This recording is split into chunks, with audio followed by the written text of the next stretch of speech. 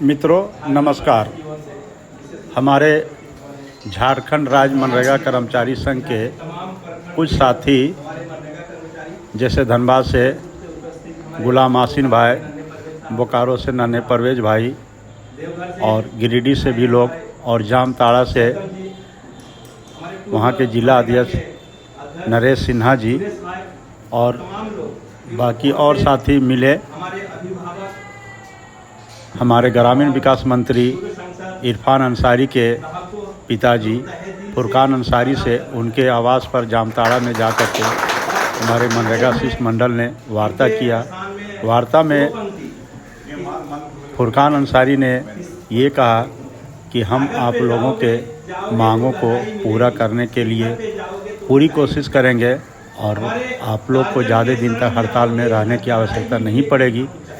और यहाँ तक ये माना जा रहा है कि फुरकान अंसारी झारखंड के सबसे कद्दावर और मजबूत नेता हैं कांग्रेस के, जिनके कंधों पर पूरा राज्य में कांग्रेस का बोलबाला है।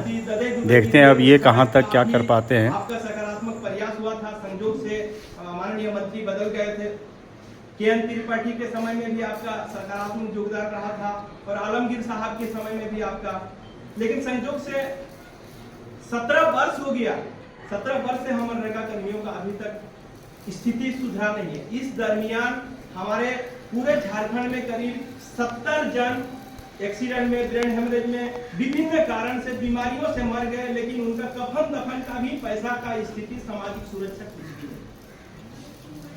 साथ ही माननीय मुख्यमंत्री जी जब ये सरकार बनने से पहले वादा किए थे हम लोगों से कि आप लोग का तमाम संविदा कर्मियों को भी हम स्थायी करेंगे।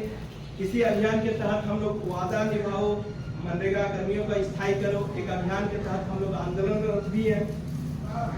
तो हम चाहेंगे और विशेष रूप से हम स्पेशल रिक्वेस्ट इसलिए करना चाहेंगे कि हमारा मनरेगा सेल में जो कंप्यूटर में काम करते हैं, जो रांची में करते हैं, वैसे मनरेगा सेल का स्पेशल 2022 से मनरेगा सेल में नियमावली को संशोधन करते हुए ग्रेड पे दिया जा रहा है, जहां 42,000 से 70,000 रुपया वेतन दिया जा रहा है।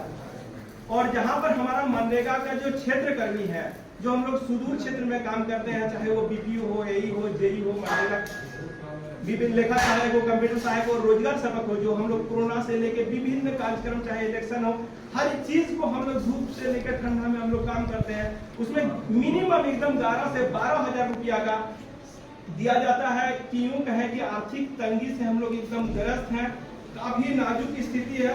हम लोग यही कहना चाहेंगे, कई राज्य भी ऐसे हैं जहाँ हिमाचल प्रदेश, पंजाब, राजस्थान, जहां हम मनरेगा कर्मियों को स्थायी कर चुका है। विगत दिनों आलमगीर साहब ने हम लोग करीब 4 साल हमेशा ही हम लोग को बोले कि आज कर देंगे, कल कर देंगे, आज कर देंगे। इस आश्वासन में हम लोग लगातार रहे, लेकिन ये स्थिति है कि आलमगीर साहब के साथ साथ उनका संजीव गांधी इस स्तर का हम लोग को एक तरह से छलने का काम किए कि हम लोग काफी मर्माहित है और हम लोग को अंतिम में अपने हम लोग को गार्जियन स्वरूप आपके शरण में आने का हम लोग जरूरत महसूस करना पड़ा हम लोग को। और हम लोग को काफी विश्वास है कि आपके अगुवाई में, आपके नेतृत्व में आप ये झारखंड का जो सरकार है, ये सरकार बिल्कुल ही तत्काल कर सकते हैं। ये तत्काल उस आधार पे कर सकते हैं, हमारा मनरेगा सेल में जो नियमावली का संशोधन करके ग्रेड पे वेतनमान दिया जा रहा है, सिर्फ एक कैबिनेट, एक मीटिंग, एक प्रस्ताव काफी है कि मनरेगा सेल के अनुरूप क्षेत्रीय कर्मियों को भी नियमावली में संशोधन करके ग्रेड पे और वेतनमान दिया जा सकता है। इसी अंतिम में हम यही कहना चाहेंगे कि आपके अगुवाई में हम लोग चाहते हैं कि आपके मार्गदर्शन में हम लोग का तमाम 5,000 मनरेगा कर्मियों का परिवार का वो हो। हम समझ रहे हैं कि निश्चित तौर पे हम लोग काफी उम्मीद है। और विगत दिनों माननीय मंत्री से भी हम लोग स्वागत करने के क्रम में हम लोग अपनी बातों को रखे हैं।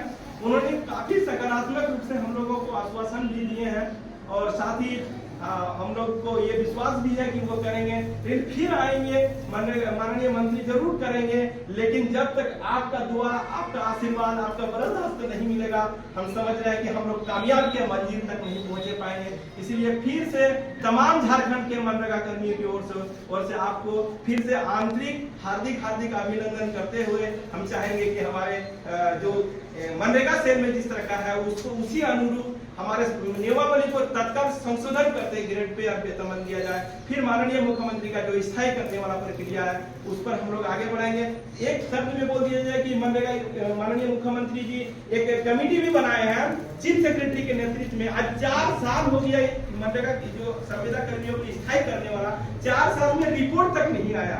इस तमाम विषय पर हम लोग काफी मर्माहित है और यूं कहें कि तमाम लोग जो यूथहुड में ज्वाइन किए थे 2007 में, आज लगभग लोग मेच्योरहुड में चले गए हैं। सबका माँ बाप का भी जिम्मेवारी अपने हाथ में अपने परिवार को चलाना पड़ता है। हम लोग समझ सकते हैं कि हम लोग का क्या स्थिति है। अंतिम में हमारा जो स्थिति है हम यही कहेंगे कि तन हुआ दाग पमा कुजा हम पूरे बदन में जख्म ही जख्म है, मलहम लगाओ तो कहाँ। वही स्थिति है कि समस्या इतनी है कि हम लोग शायद बता नहीं पाएंगे। और आपको पूरा झारखंड क्यों बिहार विधानसभा में भी जब थे उस समय के आपके जैसा प्रखर वक्ता, विभिन्न भाषाओं का ज्ञाता, हम नहीं समझ रहे कि इस तरह का मेच्योर आदमी आज के समय में झारखंड में गिने चुने हैं। इसलिए तमाम आप हम लोग का दुख को बेहतर समझ सकते हैं। उम्मीद करते हैं कि हम लोग का व्यथा को आप विचार करेंगे और माननीय मंत्री के माध्यम से और इस झारखंड सरकार में हमारे काम को करवाने के लिए हम लोग को मेहरबानी करेंगे।